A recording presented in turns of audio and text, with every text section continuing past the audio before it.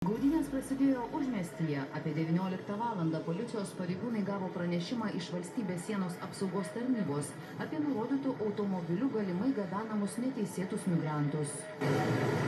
Policijos pasidalintame įraše matyti, kad bėgliai pagrindinė Utenos gatve skrieja nepaisydami jokių taisyklių.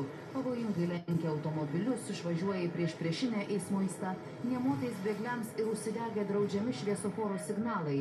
Maža to, lyja lietus, o greitis net miesto centre beveik visada viršija 100 km/h.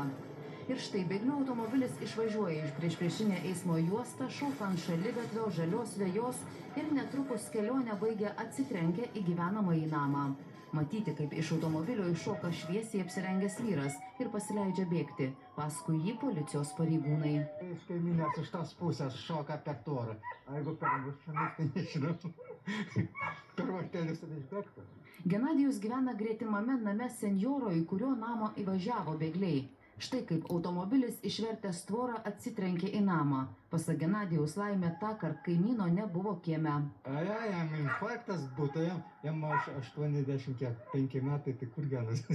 Pastebėjau kažkodėl tvora nuvirtus. Ant suoliuko prisėdusios senjorės taip pat svarsto, kad gaudynės lyg veiksmo filme galėjo baigtis didžiulę nelaimę. Mirti